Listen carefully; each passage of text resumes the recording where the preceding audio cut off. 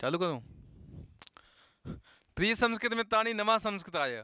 संस्कृत गंगा दादागंज प्रयागराज से मैं शिवम चतुर्वेदी आप सभी का हार्दिक स्वागत करता हूं। तो मित्रों, मैं आज लेकर के आया हूं आप लोग के सामने पुनः। देखिए, परसों पेपर है तो आप लोग के सामने बहुत ही मतलब समय को ध्यान देते हुए कि आप लोग को पढ़ना आवश्यक है और ये चीज़ आएगी ही। 2 4 नंबर 6 नंबर की ये चीज़ आती है, इसलिए आपके लिए बहुत ज़रूरी है। तो मैं महत्वपूर्ण सूक्तियों को लेकर के आया हूँ।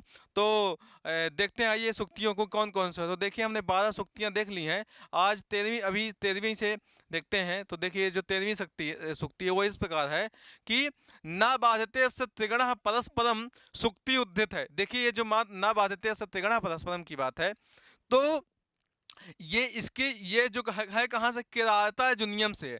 किराता जुनियम जो है किसका, महाकवि भारवी जी का ग्रंथ है जिसमें 18 सर्ग हैं। तो वनेचर आता है प्रथम सर्ग में और युधिष्ठिर से दुर्योधन के बारे में बताता है कि भैया हम वहाँ गए थे, सब देख सुन के आए हैं दुर्योधन के यहाँ। और वहाँ पे क्या है कि जो दुर्योधन की जो कार्यशैली है, जो उसकी नीतियां हैं, जो राज्य की नीतियां हैं, और तो उसमें ऐसा है कि जो उसके त्रिगण होते हैं, जो गण तो 4 होते हैं, धर्म अर्थ काम मोक्ष, लेकिन जो 3 गण है, मोक्ष को छोड़कर धर्म अर्थ काम, तो ये जो 3 गण हैं ये आपस में उसको कभी भी बाधित नहीं करते हैं। कि ऐसा नहीं कि मतलब वो उसको सुबह उठ के उठना है तो वो 9 बजे उठे, 10 बजे उठे, 12 बजे सोए, रात भर जागता रहे, जब सोना चाहिए तब वो रात भर जागता रहे। तो इस प्रकार की उसकी एक्टिविटीज ना हो, ठीक है। और क्या हो कि जैसे कि अगर उसको दोपहर में भोजन करना है, रात में अगर शाम को इतना भोजन करना है, तो पता चले कि हचक के चाँप के खा ले कि उठाए उठे ना। तो इसकी ये जो चीजें हैं, धर्म अर्थ काम, इस ये परस्पर एक दूसरे को ना बाधित करें। अगर छात्र का काम है, छात्र का धर्म क्या है, अध्ययन करना, छात्राणाम अध्ययनम तपा, तो छात्र क्या करे, छात्र बचपन में ब्याह न कर ले, छात्र लड़का बचपन में किसी प्रेम न कर ले, कि प्रेम कर ले कि जब उसको काम करना, जब उसको अध्ययन करना चाहिए था तब वो काम में लग जाए।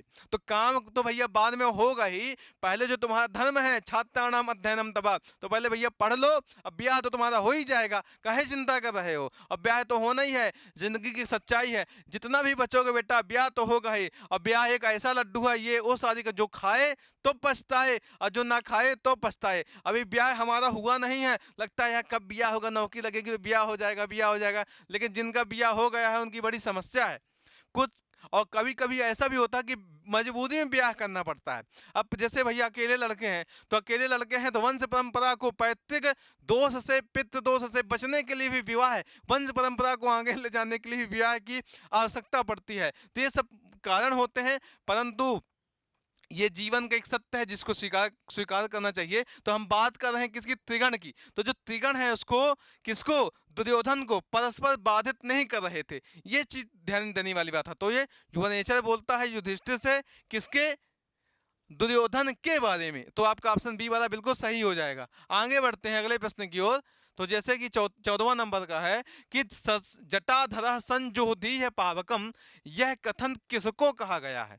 ठीक है, तो देखिए प्रथम सर्ग की बात है, किसकी, किराता जुनियम की। देखिए बहुत बहुत ही महत्वपूर्ण सूक्तियां हैं। आप लोग देखेंगे अभी पिछली वाली सूक्ति भी किराता जुनियम की थी और ये वाली सूक्ति भी किसकी है, किराता जुनियम की है।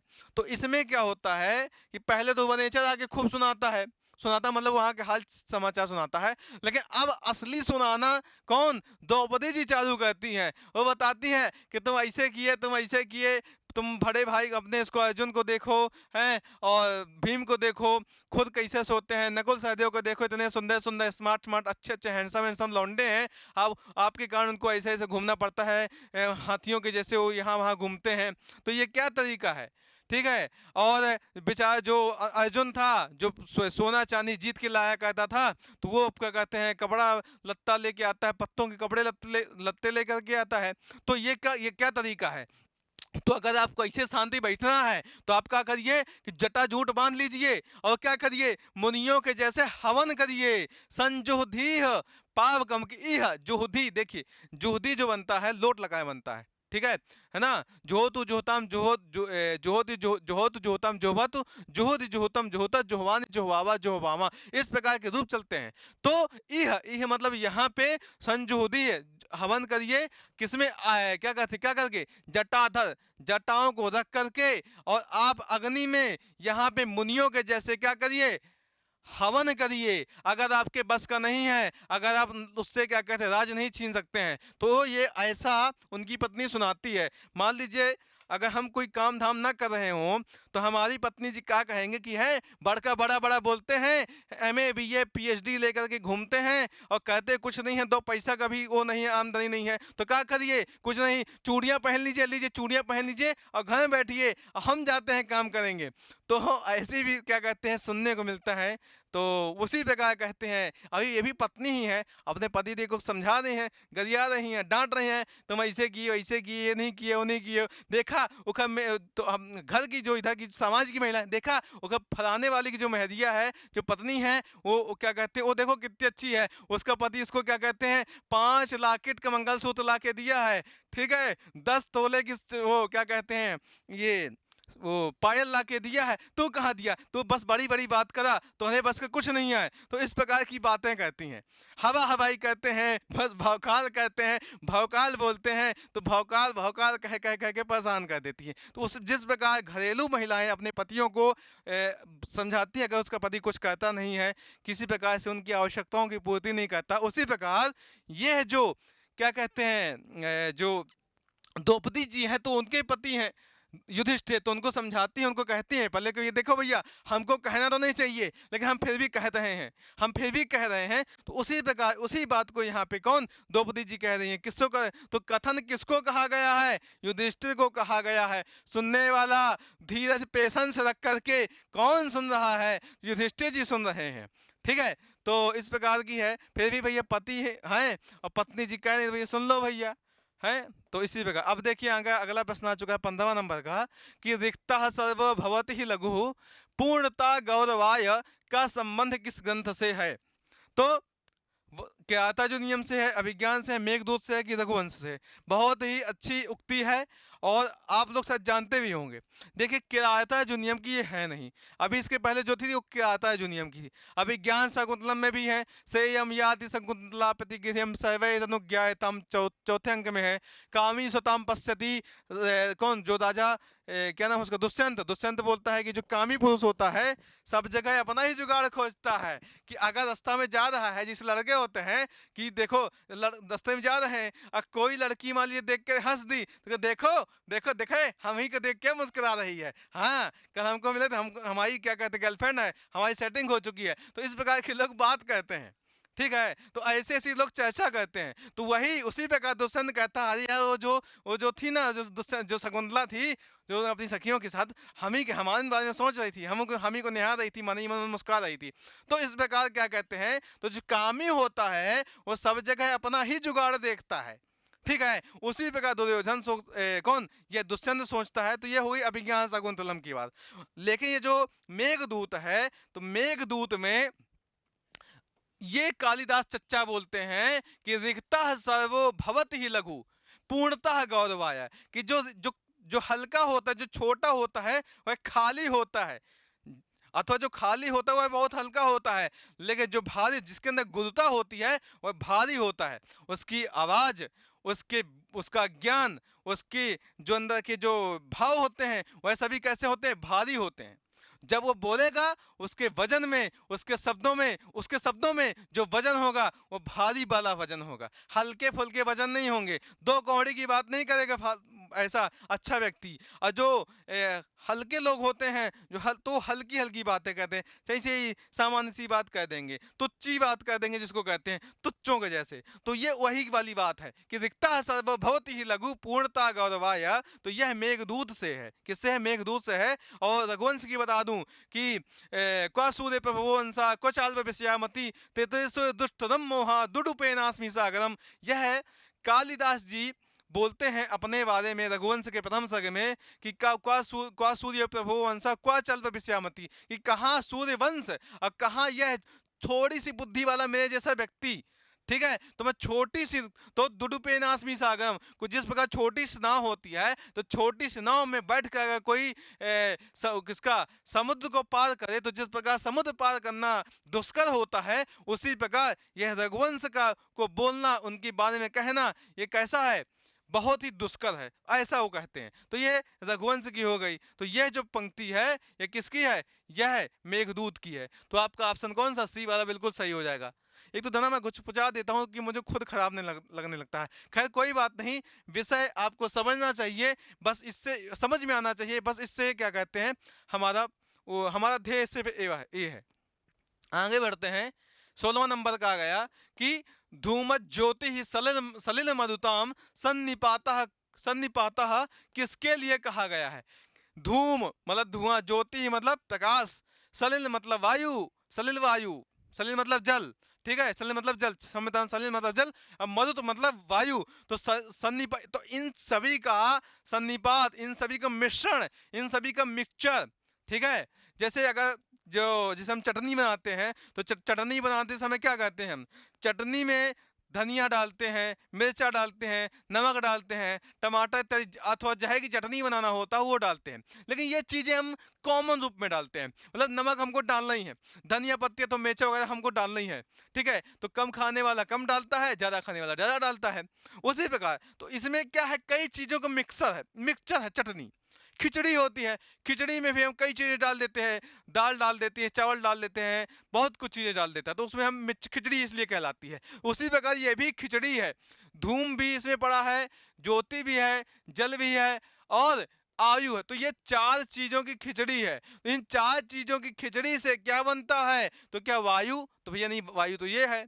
आकाश, आकाश नहीं भैया, आकाश में तो रहता है लेकिन ऐसा है नहीं। और वर्षा नहीं, तो क्या कहते, मेघ, कहते जो मेघ होता है, मेघ में धूम भी होता है, ज्योति होती है, सलिल भी होता है, मरुत भी होता है। तो इनके सन्निपात से किसकी, जिस प्रकार चटनी, टमाटर और मिर्चा डालने से चटनी बनाने के लिए जिस प्रकार टमाटर, मिर्चा और अदरक, लहसुन, पुदीना इत्यादि डालना पड़ता है चटनी बनाने के लिए, उसी प्रकार जो मेघ होता है, मेघ का जो निर्माण होता है, मेघ रूपी जो चटनी है, उसके निर्माण में ये चीजें रहती हैं। धूम है, ज्योति है, सलिल है और मरुत है, ठीक है। तो ये चीजें हैं, तो इन सभी के पदार्थों से मेघ रूपी चटनी बनती है। तो इस प्रकार क्या कहने आप लोगों ने इसको जाना। आगे बढ़ते हैं। अब 17वां प्रश्न है कि निम्नांकित में कौन सी मेघदूतम से संबंध नहीं है। देखिए इसके पहले वाली भी मेघदूत से थी, ये भी मेघदूत से है, ठीक है। तो अब देखते हैं कि क्या क्या कौन सी नहीं है बोल रहा है। कामाता ही प्रकृति कपणाश चेतना चेतनेशु, तात्पर्य कि जो कामात, जो प्रकृति, जो देख, जो कामात होता है, कामात मतलब जो कामात का तात्पर्य है काम से जो पीड़ित है, काम से जो पीड़ित है, जिसका ब्याह नहीं हुआ है, ऐसा जो क्या कहे कामात व्यक्ति है। क्यों चिरंजीवी भैया, तो ऐसा जो कामात जिसका ब्याह नहीं हुआ है, मतलब कुछ लोग का नहीं हुआ भैया, हमारा भी नहीं हुआ, तो हम अभी कामात नहीं है, ठीक है।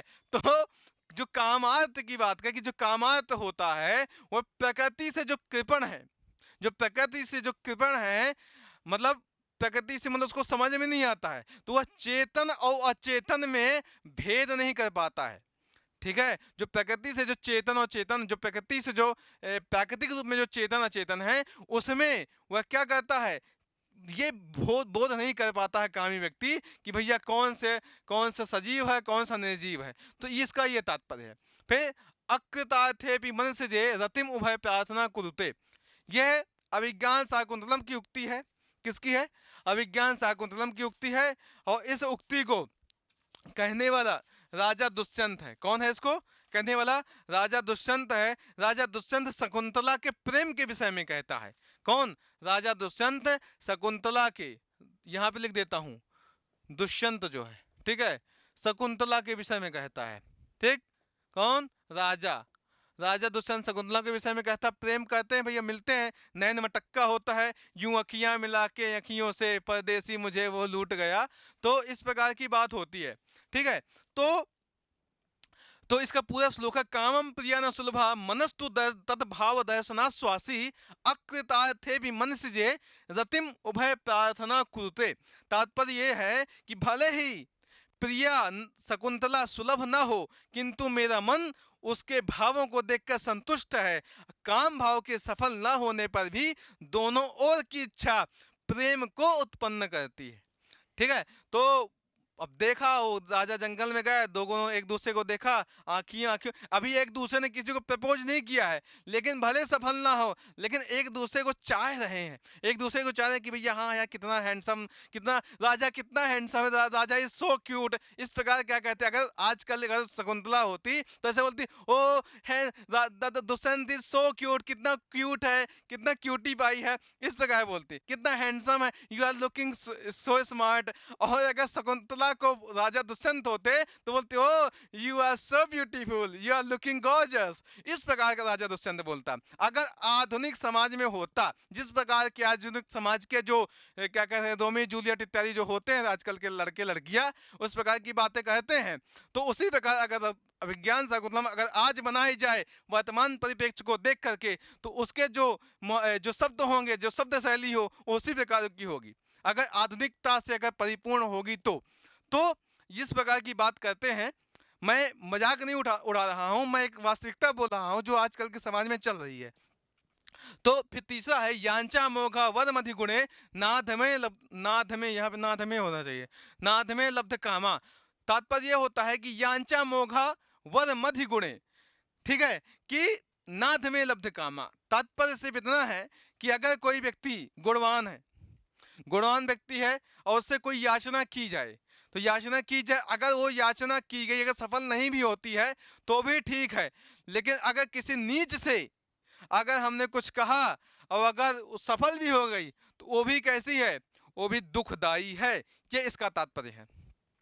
अगला है स्त्रीणा माध्यम प्रणय वचनम विभ्रमोहि प्रियेषु, कि यह जो स्त्रियों का की जो प्रेमी जनों के प्रति जो श्रृंगार चेष्टा ही प्रथम प्रणय याचना हुआ करती है। अब देखिए बात ये होती है, जिससे मतलब इस श्रृंगार चेष्टा की बात कर रहे हैं, तो भैया जैसे कि कोई लड़का किसी लड़की से कहा कि यार तुम यार थोड़ा अच्छी नहीं लगती हो यार, तुम थोड़ा सज जाया करो ना, थोड़ा अपना चेहरा अच्छा बना लिया करो ना, थोड़ा फेस वाश से अपना मुंह धुल लिया करो ना, तो अच्छी लगने लगोगी। ठीक है, जो घर में पड़ी रहती हो तो कुछ भाग दौड़ किया करो ना, कुछ कार्य किया करो जिससे तुम फिट हो जाओ। देखिए क्या है, जो मोटापा होता है वह दुख का घर होता है। अगर आप फिट नहीं है, अगर आप ज्यादा आपकी शरीर में चर्बी बढ़ गई है, तो आपको आवश्यक है कि आपके क्या कहते हैं, आप कुछ ऐसी शारीरिक एक्टिविटी करें, कुछ शारीरिक क्या कहते हैं क्रिया गतिविधियां करें, जिससे क्या कहते हैं आपका अगर करेंगे तो आपका एक तो क्या कहते हैं शरीर कम होगा, जो आप एनर्जी का जो शारीरिक शिक्षा के अनुसार बता रहा हूँ आपको, कि जो आप एनर्जी लेते हैं, जो आप खाना खाते हैं, दाल चावल रोटी सब्जी घी इत्यादि जो जो भी खाते हैं आप, उससे हमारे जो शरीर में कैलोरी लेते हैं, तो प्रोटीन लेते हैं, तो वो जो प्रोटीन होता है, अगर आपने कुछ किया नहीं तो वह प्रोटीन क्या होता है कि कभी कभी एक्स्ट्रा होकर के हमारी आंखों में सामने जम जाता है, जिसके कारण मोतियाबिंद नाम का क्या होता है, जो आंखों में जो मोतियाबिंद होता है, ये उसी का प्रभाव होता है। हमने शारीरिक शिक्षा बीएड में जब हम में थे तो हमारी शारीरिक शिक्षा में पढ़ा था, उसमें ऐसा आया था, उसमें हमारे जो साथ उन्होंने बताया था कि जो मोतियाबिंद इसी कारण होता है, अधिकतर प्रोटीन बढ़ जाने से। इसलिए हमको चाहिए कि हम शारीरिक गतिविधियां करते रहेंगे। अगर हम फिट नहीं रहेंगे, अगर हम बैठ के बड़े बड़े खाते रहेंगे दिन भर दोनों टाइम, बस कुछ भी आए भैया आप खाने की देखिए, अब भैया पानी पियेंगे लोग तो दो चार टो पेड़ा खा लेंगे, दो चार टो बर्फी खा लेंगे, फिर पानी पियेंगे। तो ये पानी पीना बर्फी खाना नहीं है, पानी पीना है तो पानी ही पीजिए, है ना। और बर्फी खाने का प्रावधान बना करके, ऐसे मैं किसी का विरोध नहीं कर रहा हूँ, लेकिन बर्फी खाने का स्वाद लोलुप हो करके बर्फी जो आप खा रहे हैं ये उचित नहीं है। क्योंकि आप खाइए, मुझे आपके बर्फी खाने से आपके भोजन से कोई एतराज नहीं है, लेकिन मैं शारीरिक जो क्या कहते हैं जो शारीरिक हमारा जो स्वास्थ्य है उसको ध्यान में रखते हुए आप अगर संतुलित भोजन करेंगे, संतुलित और अच्छा अगर गतिविधियां करेंगे तो आपका शरीर स्वस्थ रहेगा। ठीक है, क्योंकि शरीर माध्यम खलु धर्म साधनम, जैसा कि हमारे कुमार संभव में कहा गया है। कुमार संभव में कहा कि अगर आपका शरीर है, शरीर ही अगर आपका स्वस्थ है, सही है, तो आप प्रत्येक कार्य आप कर लेंगे, आपको किसी कार्य करने में कोई समस्या नहीं होगी। ठीक है, किसको, अगर आप स्वस्थ हैं, तो अगर आप बीमार पड़ गए, हम सोचे कि अब हम जाएंगे तो क्या कहते पेपर देंगे, ये करेंगे वो करेंगे, कलेक्टर बन जाएंगे, एसडीएम बन जाएंगे, बड़े बड़े सोच रहे हैं, और कहा क्या, तो बुखार चढ़ी हुई है, ठीक है, और बुखार चढ़ी हुई है, पैर में क्या कहते हैं लकवा मारा हुआ है, थायराइड हो गया है, तो ये केवल हम बिस्तर में पड़े पड़े कर सकते हैं क्योंकि हम अस्वस्थ हैं। अगर हम स्वस्थ होते तो हम चीज को हम क्या कहते हैं क्रियान्वित कर सकते थे, लेकिन हम अस्वस्थ हैं तो इस चीज की क्या कहते हैं हम उस चीज को हम क्या कहते हैं नहीं कर सकते, केवल सोच ही सकते हैं। इसलिए स्वस्थ रहिए, अच्छे से रहिए, कुछ ना कुछ गतिविधियां हाथ पैर चलाते रहिए जिससे आपको क्या कहते हैं फैट ज्यादा ना बढ़े।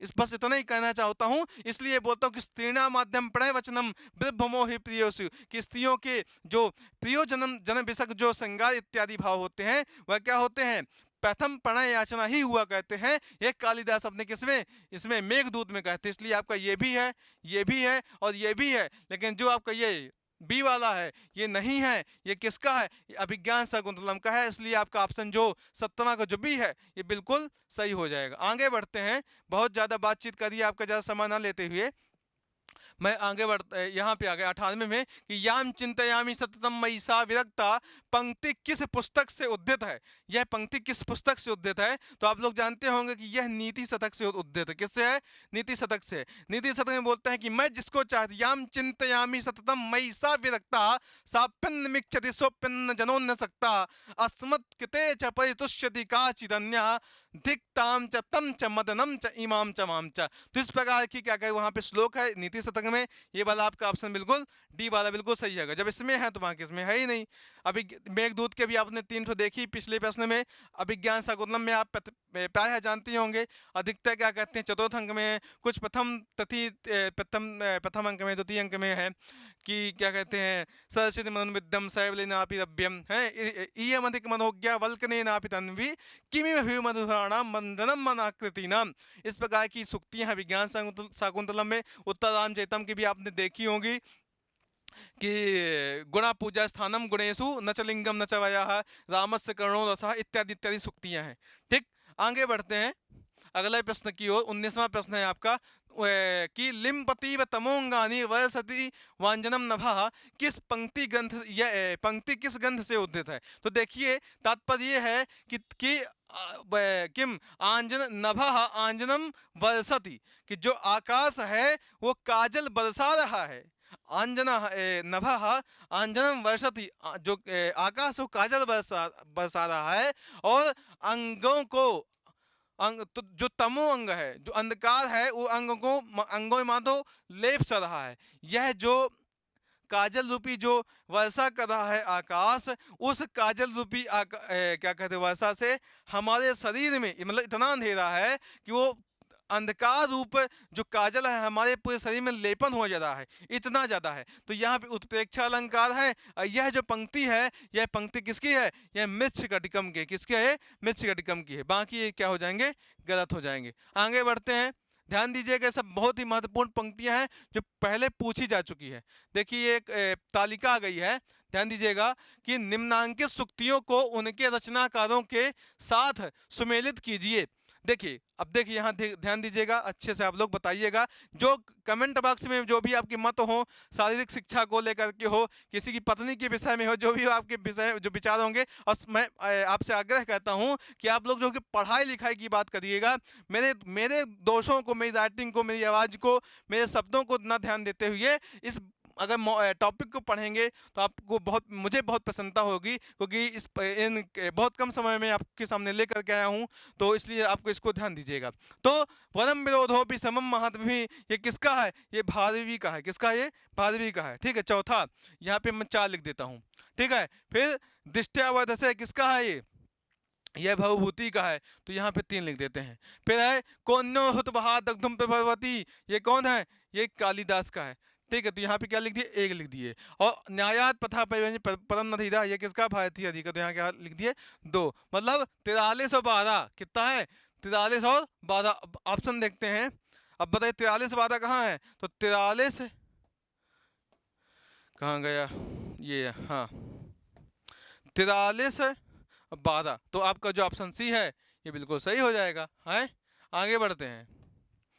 ये आ गया कि एष क्रीडति कूपयंत घटिकान न्यास प्रसक्तो विधि ही सूक्ति गृहीत है कि यह जो एष क्रीडति कूपयंत घटिका न्यास प्रसक्तो विधि, यह कहाँ से सूक्ति गृहीत है, मतलब कहाँ से गृहीत है।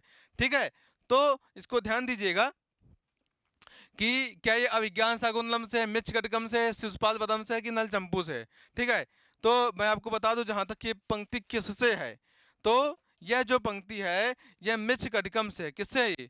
मिच्छ घटिकम से है। ठीक है, यह मिच्छ घटिकम से है और इसको बोलने वाला कौन है? इसको बोलने वाला है चारुदत्त। चारुदत्त जो है वो सर्विलक से कहता है। यह जो पंक्ति है इसको बोलने वाला चारुदत्त है। चारुदत्त कौन सा नायक है? ठीक है, और बोलता किससे है? सर्विलक से बोलता है। ठीक है, सर्विलक से बोलता है कौन? चारुदत्त। यह पंक्ति, इसका तात्पर्य क्या है? इसका तात्पर्य यह है कि कूप यंत्र रहट की क्षुद्ध घटिका के अनुसरण में रत यह विधि परस्पर विरोधियों के उन्नति अवनति के समष्टि रूप इस संसार को बोध कराते हुए खिलवाड़ करता है। कौन? एस विधि, यह विधि कूप यंत्र घटिका के द्वारा मुझसे प्रसक्त होकर के खिलवाड़ करता है।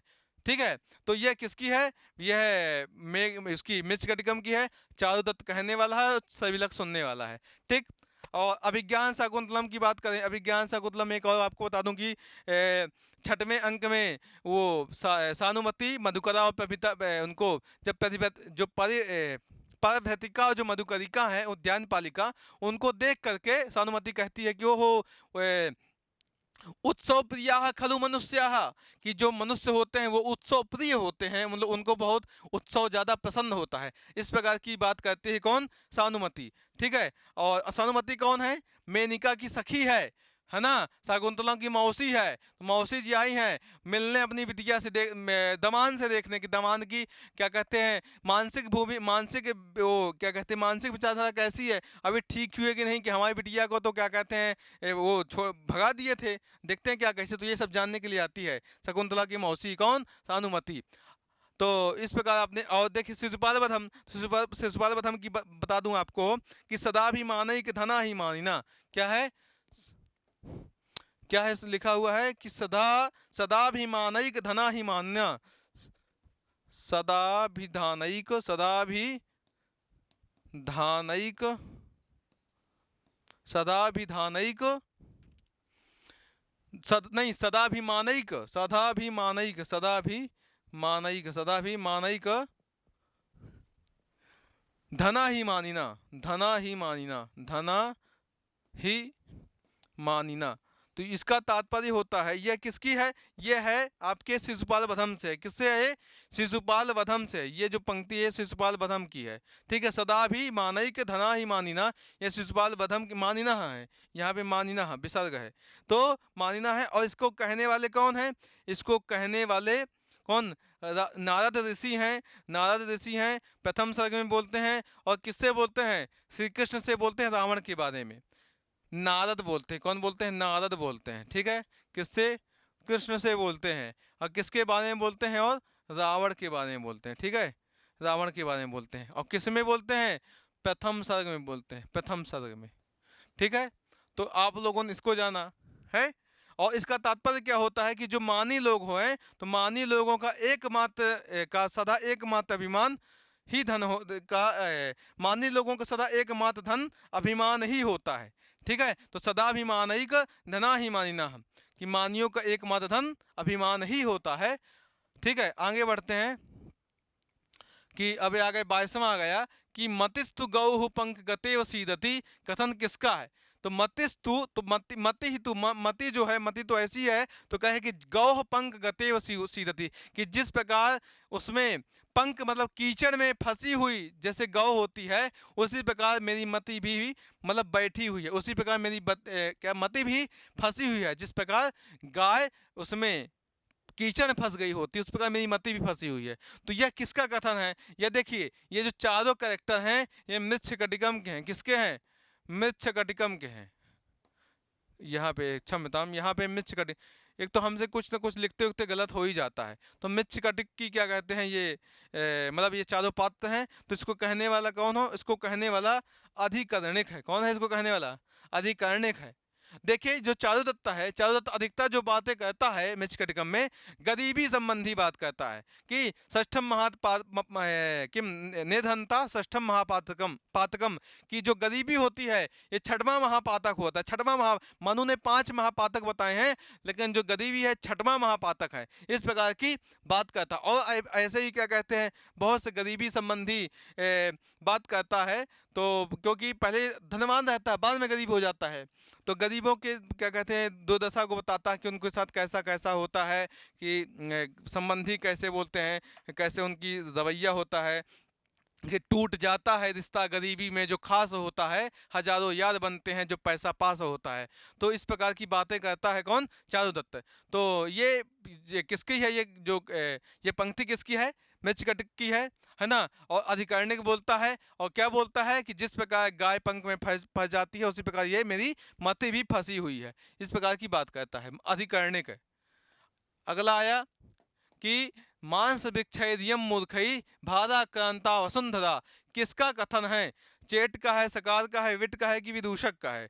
ठीक है, तो ये भी किसकी है, ये भी सब किसके हैं, ये सभी पात्र किसके, मृच्छकटिकम की ही है।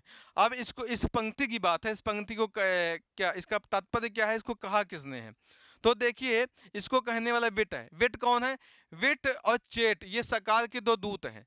तो लेकिन सकार तो मूर्ख होता है, अंड बंड बात करता है, ठीक है, हनुमान जी की महतारी किसी और को बना देगा, है क्या कहते हैं, मतलब कुछ भी बोलता रहता है, उसको कॉमन सेंस नहीं है कि हम क्या बोलना है, किसकी कौन मेहरारू है, किसका कौन लड़का है, किसका कौन पुत्र है, कुछ भी उसे मतलब नहीं है, जो भी मन में आए सब बोलता है। लेकिन जो चिटा वेट होते हैं, तो विट ज़्यादा समझदार होता है। तो इसी तो विट बोलता है, ये कथन विट का है कि जैसे कि मांस के पेड़ों के जैसे मूर्खों के द्वारा यह पृथ्वी बोझिल हो रही है। कौन, मांस वृक्ष इयम, कि मान कि इयम पृथ्वी, यह जो इयम वसुंधरा मांस वृक्ष दिव मूर्खई भारा क्रांता, कि जिस प्रकार मांस के वृक्ष होते, मतलब जैसे हमारा जो शरीर है, जो हमारा शरीर है, यह शरीर कैसा, हार्ट हड्डी मांस ये सब खून पीप से मिलके बना हुआ है। तो हम तो ऐसे इसी प्रकार के वृक्ष हैं, और इन्हीं वृक्षों से क्या कहते हैं, ये जो पृथ्वी है वो भार से मतलब भाराक्रांत है, बहुत ज़्यादा भार है ऐसे लोगों के कारण।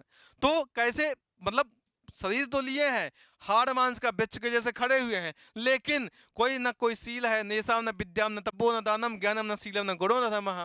तो सकरवा है, सकरवा के चेला है, सकरवा सारा सब है, मतलब अच्छे, मतलब क्या कहते हैं, उसका जीजा है तो राजा है ना, और उसकी बहन क्या कहते हैं राजा की रखेल रहती है, तो सब रहता है उसके पास, लेकिन उसके पास करेक्टर नहीं रहता, मूर्ख होता है।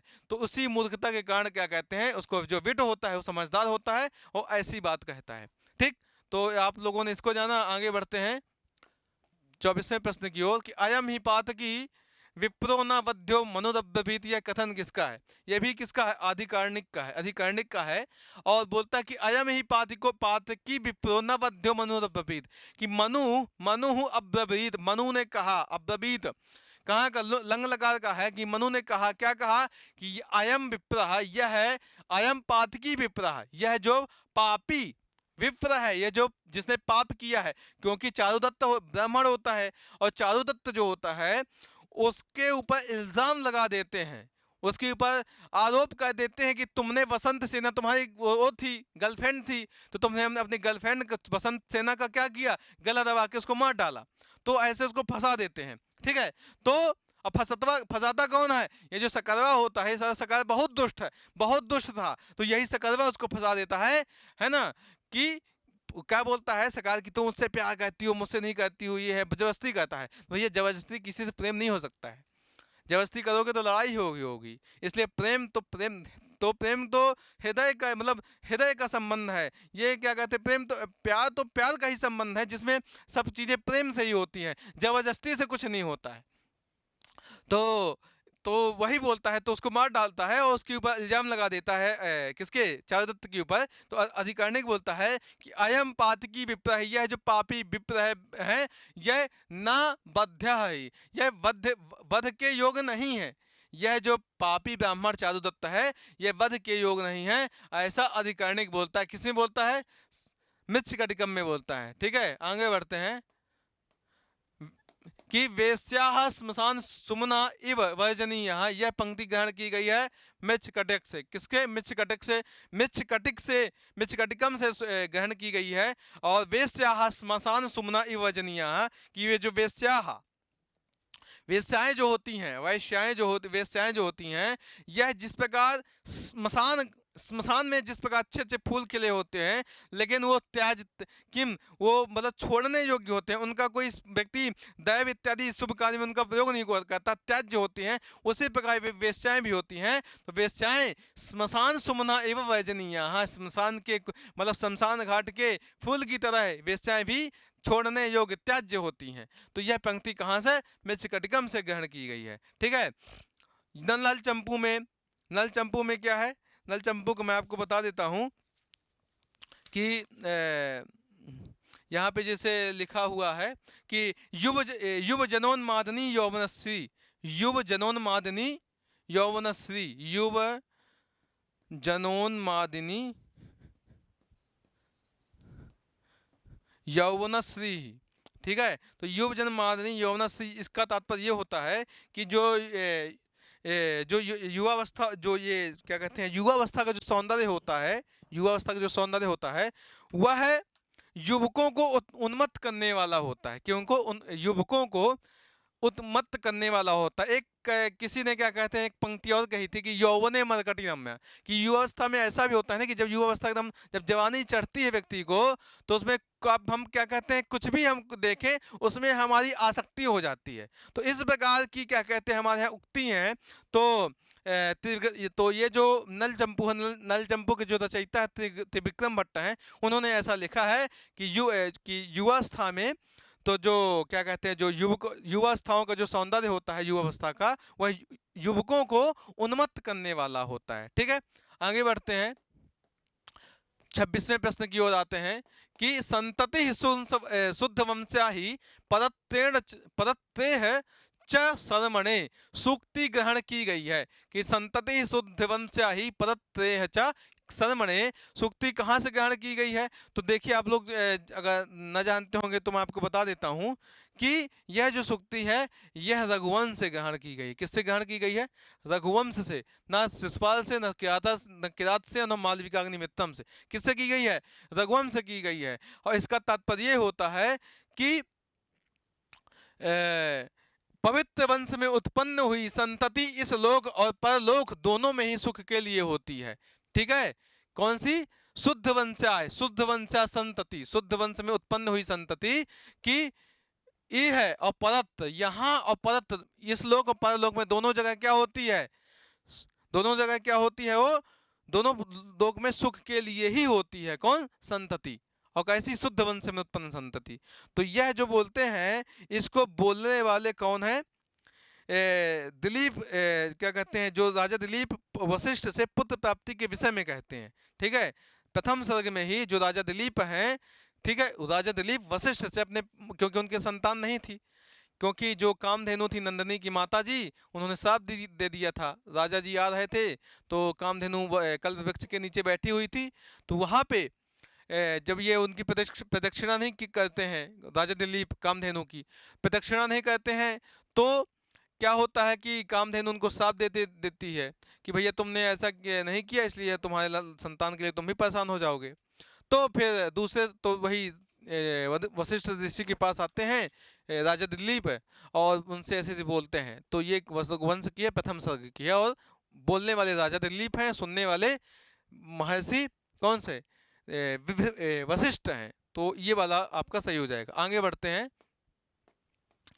कि क्वचित बुधैरप्यपथेन गम्यते, क्वचित बुधैः अपि अपथेन गम्यते, कि कहीं बुधों के द्वारा भी, बुध मतलब विद्वानों के द्वारा भी अपथेन गम्यते, कभी कहीं पे बुधों के द्वारा भी अपथेन मतलब दूसरे पथ से जाया जाता है। ठीक है। कभी कभी विद्वानों के दादा भी दूसरे रास्तों से मतलब कहीं चला जाता है, दूसरे रास्तों से भी लोग जाते हैं, मतलब जैसे मेन रास्ता है तो रास्ते से अपने हट कर के जाते हैं। कौन? विद्वान लोग भी कभी कभी कहीं कहीं पे। तो ऐसा कहते हैं। तो यह जो उक्ति है यह नयसधि चरितम की है। कहाँ की है? यह उक्ति नयसधि चरित की है। और नयसधि चरित में नल से युक्त दमयंती का वर्णन है। ये किसका है? नल से युक्त दमयंती का वर्णन है। ठीक है, तो दमयंती ऐसा बोलती है। दमयंती का वर्णन है क्या? कि क्वचित बुधई अपि अपथेन गम्यते। तो ये ऑप्शन सी बिल्कुल सही हो जाएगा। ठीक है, आगे बढ़ते हैं हम लोग। 28वां आ जाता है। यहाँ पे भी एक तालिका आ चुकी है जो बहुत अच्छी है, जानने लायक है। तो निम्नलिखित सूक्तियों को उनके रचनाकारों के अनुसार के साथ सम्मिलित कीजिए। ठीक है, तो सती वियोषित प्रकृति सुनिश्चिला पुमान समभ्येति। मैंने आपको शायद बताया था कल या परसों नरसों की वीडियो में, 14 तारीख की वीडियो में, कि एक पंक्ति आई थी इस प्रकार की। उसमें मैंने आपको बताया था कि सती इव योषित प्रकृति की, योषित प्रकृति मतलब जो महिलाओं की जो प्रकृति है, अगर सती है तो निश्चला और कैसी है? सुनिश्चित अच्छे स्वभाव वाली है। तो पुमांसम अभ्येति, उसी पुरुष को पाती है। किस पुरुष को? अगर मतलब कोई सती के जैसे कोई अगर स्त्री अगर आचरण करती है, ठीक है, तो वो कैसी होती है? वह दूसरे जन्म में भी, दूसरे जन्म में भी वो क्या करती है? अपने उसी पति को प्राप्त करती है। तो यह उक्ति किसकी है? यह उक्ति माघ की है, क्योंकि यह उक्ति कहाँ पे है? शिशुपाल वध में है। शिशुपाल वध में आता है। तो यह उक्ति नारद जी बोलते हैं शिशुपाल के विषय में कि जिस प्रकार मतलब ये पत्नी है, मतलब महिलाओं को ऐसे ऐसे की प्राप्ति होती है, उसी प्रकार जो शिशुपाल वध था, पहले वो दुष्ट था, अब बाद में दुष्ट हुआ, वो अभी भी दुष्ट ही है वो। तो इस प्रकार की उसकी बात करते हैं। तो यह पंक्ति किसकी है? माघ की है। फिर हितम मनोहारी च दुर्लभम बचा, ये किसकी है? ये हितम मनोहारी च दुर्लभम बचा किसकी है? यह है भारवी की है। ठीक है, वो नेचर में बोलता है। फिर अतिक्रमण खलवमी प्राणाह, तो यह किसकी है? ये बाण भट्ट की है। इसको जो बोलने वाला है अतिक्रमण खलवमी प्राणाह, इसको जो बोलने वाला है वो कौन है? इसको बोलने वाला सुक। इसको बोलने वाला कौन है? इसको बोलने वाला सुक है। ठीक है, सुक बोलता है। लेकिन सुक्ति किसकी, पंक्ति किसकी है? बाण भट्ट की। बाण भट्ट की है।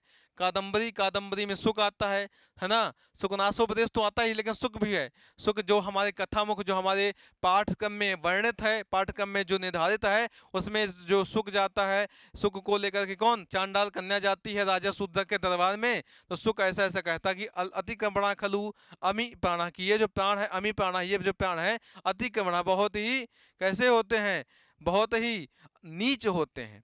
ठीक है, तो इस प्रकार की युक्ति किसकी है? बाण भट्ट की। फिर बचा कौन? कालिदास। तो स्त्री नाद्यम प्रणय वचनम विभ्रमो ही प्रेयसी, कालिदास की है।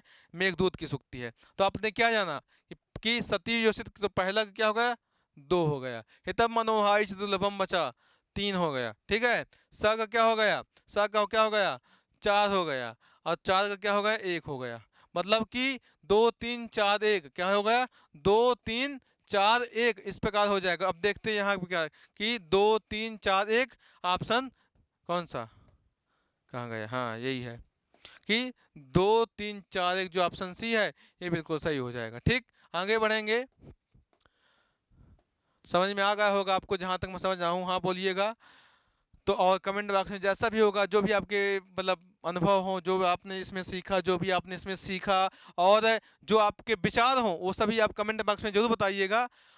तो इसमें देखते हैं इस वाले को कि वज्रादपि कठोराणि मृदूनि कुसुमादपि, यह सुभाषित है रघुवंश से, उत्तराम चैतम से, अभिज्ञान शाकुंतलम से, अथवा वेणी संहारम से है। कहाँ से ये पंक्ति है? तो देखिए ये किसकी है? यह उत्तराम चैतम की है। किसकी है ये? यह उत्तराम चैतम की है। ठीक है, तो ऑप्शन बी वाला सही हो जाएगा। लेकिन बात क्या है? तो कहते हैं कि वज्र से भी कठोर, हाँ, कि वज्राद भी कठोराणी, वज्र से भी कठोर, और कुसुमादपि कुसुमादपि मधुनी, कि कुसुम से भी कोमल और वज्र से भी कठोर, कठोर होते हैं कौन? तो महापुरुष का चित्त होता है। जो महापुरुषों का जो चित्त होता है वो कैसा होता है? कि मतलब नारिकेल फल समितम बचा के जो हम बात करें कि बाहर से कठोर अंदर से सॉफ्ट है, उसी प्रकार जो महापुरुषों का चित्त होता है वह कैसा होता है? वह वज्र से भी ज्यादा कठोर होता है, और फूल से भी ज्यादा क्या होते हैं? कोमल होता है। तो ये ऐसी मतलब चर्चा होती है। तो यह द्वितीय अंक में वासंती कहती है। कौन कहती है? वासंती कहती है। वासंती इसको कहने वाली है, ठीक है, किसमें? दूसरे अंक में, ठीक है, किसके? उत्तराम चैतम के। उत्तराम चैतम में दूसरे अंक में वासंती कहती है वज्रादपि कठोराणि मृदूनि कुसुमादपि, कि जो महापुरुषों का जो स्वभाव होता है, जो चित्त होता है, वह वज्र से कठोर और फूल से भी ज्यादा कोमल होता है। ठीक, आगे बढ़ते हैं। तीसवा आ जाएगा कि सुभाषितम हारि विसत्यधो गलान्न दुर्जनस्यार्करिपोरिवामृतम। यह सूक्ति उद्धृत कहाँ से? कादम्बरी से, शिशुपाल से, अभिज्ञान शाकुंतलम से, कि नीति शतक से। तो ये देखिए इसका जो तात्पर्य होता है, मैं आपको बता दूं जहां तक जो प्रयास कर रहा हूं आपको बताने के लिए, कि यह जो है इसका तात्पर्य ये है सीधे सीधे कि हाँ, कि यह जो सुभाषितम हारि विसत्यधो, यह जो पंक्ति है यह कादम्बरी के कथामुख, जहाँ से प्रारंभ होती कादम्बरी की कथा, तो बाणभट्ट ने 20 श्लोक में दुर्जनों के, सज्जनों की, इन सब की बात की है।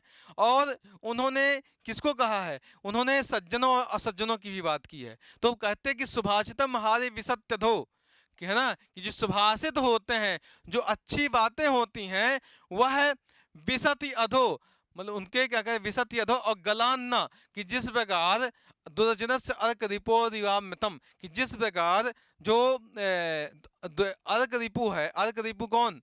अर्क, अर्क मतलब सूर्य, सूर्य का क्या कहते हैं, जो रिपु मतलब जो दुश्मन है, कौन है? राहु है। तो जिस प्रकार राहु के गले से नीचे अमृत नहीं उतरता है, उसी प्रकार दुष्टों के गले से नीचे अच्छी बातें, सुभाषित हजम नहीं होती है, ठीक है। और जो सज्जन होते हैं, तो सज्जन भगवान श्री कृष्ण जिस प्रकार क्या करते हैं, यहाँ पे मणि की माला को धारण करते हैं, कौस्तुभ मणि को धारण करते हैं, उसी प्रकार सज्जनों के हृदय में यह अच्छी जो सुभाषित होते हैं, उनको धारण करते हैं। कौन? सज्जन लोग कौस्तुभ मणि के जैसे अच्छी सुभाषित को धारण कर, सुभाषित को धारण करते हैं। लेकिन जो दुर्जन होते हैं, जो दुष्ट होते हैं, उनके गले के नीचे अच्छी बात नहीं जाती। किस प्रकार? जिस प्रकार राहु के गले के नीचे अमृत नहीं जा पाता अथवा नहीं जाता। और राहु कैसा है? तो किसका? सूर्य का रिपु मतलब शत्रु है, ठीक है। तो ये कादम्बरी से है। कादम्बरी में प्रथम में ही जो 20 श्लोक हैं उसमें बाणभट्ट ऐसा कहते हैं, ठीक है। तो आपका ऑप्शन ए वाला बिल्कुल सही हो जाएगा। इसको ध्यान दीजिएगा, बहुत ही महत्वपूर्ण उक्ति है ये। अगला आ गया कि सहस्त्र गुण मुत्सष्टुम आदत्ते ही रसम, रसम रवि ही, है ना, कि सहस्त्र गुण मुत्सष्टम सहस्त्र गुणम उत्सृष्टुम आदत्ते ही रसम रवि ही सूक्ति है। कहाँ की सूक्ति है? तो भैया पहले इसका अर्थ जान लेते हैं, कि तात्पर्य सीधे सीधे मैं आपको बता देता हूँ। जिसका है कि जिस प्रकार बादल जो होते हैं, तो वो कहीं से पानी लेते हैं, थोड़ा सा पानी लेते हैं, और कहीं भी ज्यादा बरसात करने के लिए, ठीक है।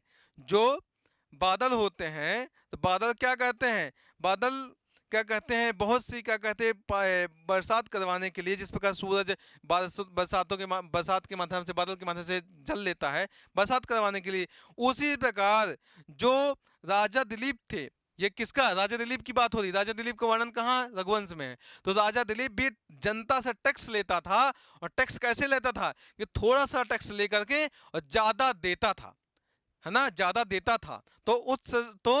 तो जिस प्रकार रसम रवि, तो जैसे रवि जो है मतलब सूर्य है, रस को लेता है, मतलब जल को लेता है, लेता है कितना? थोड़ा सा लेता है, और देता कितना? सहस्त्र गुणम उत्सष्टुम आदत्ते, ठीक है। तो थोड़ा सा लेता है और ज्यादा देता है। उसी प्रकार जो राजा दिलीप था, वो थोड़ा सा टैक्स लेता था, लेकिन बहुत ज्यादा वो बरसात करता था, मतलब लोगों की भलाई करता था, कल्याण करता था। ये इसका तात्पर्य है। तो यह उक्ति किसकी है? रघुवंश की है। और इसके रचयिता कौन है? महाकवि कालिदास जी हैं। इसमें 19 सर्ग हैं। कितने सर्ग हैं इसमें? 19 सर्ग हैं, ठीक है। और रघुवंश के कितने करीबन मतलब 19 सर्गों में टोटल रघुवंश के राजाओं की ही, राजा दिलीप से लेकर के राजा अग्निपर्ण तक की चर्चा है। किसमें? रघुवंश में। मेघदूत के बारे में जानते ही हैं, अभिज्ञान शाकुंतलम को भी जानते हैं, कुमार संभव। ये जो चारों रचनाएं हैं, ये चारों रचनाएं महाकवि कालिदास की ही है। लेकिन इसमें कुमार संभव और रघुवंश महाकाव्य है, मेघदूत खंड काव्य है और अभिज्ञान शाकुंतलम क्या है, नाटक है।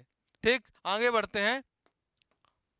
तो मित्रों, इस प्रकार आप लोगों ने मुझे काफ़ी 1 घंटा करीबन झेला, और मैं आप लोग का बहुत बहुत आभारी हूँ। आपके जो भी कमेंट होंगे, जो भी आपके मत होंगे, आप कमेंट बॉक्स में जरूर जरूर बताइएगा। और ये सर्वज्ञ भूषण ब्लॉग्स करके जो चैनल है, इसमें कॉमेडी और मोटिवेशनल वीडियो आपको देखने को मिल जाते हैं, खासकर परीक्षा के लिए। और संभवतः गुरुजी आज इसमें एक वीडियो डालेंगे जो आपके पीजीटी की परीक्षा के लिए बहुत ही अच्छा होगा। कभी भी आप बोर हो रहे हो तो इस चैनल को खोल करके सब्सक्राइब करें, लाइक करें और देखें। और आपके क्या कहते हैं, ज्ञानवर्धक और मनोरंजन से होते हुए, क्या कहते विनोद से होते हुए के साथ साथ इसमें कुछ ज्ञानवर्धक बातें भी आपको मिलेंगी। तो इसको लाइक करें, सब्सक्राइब करें और शेयर करें। तब तक के लिए मैं आपसे पुनः विदा लेता हूँ। और आपको ये जो परसों होने वाली परीक्षा है, इसकी बहुत बहुत शुभकामनाएं। आप लोग अच्छे से परीक्षा दीजिएगा। और जो कल 17 डेट है, तो कल 17 के बाद रात को पढ़ना वढ़ना बंद कर दीजिएगा।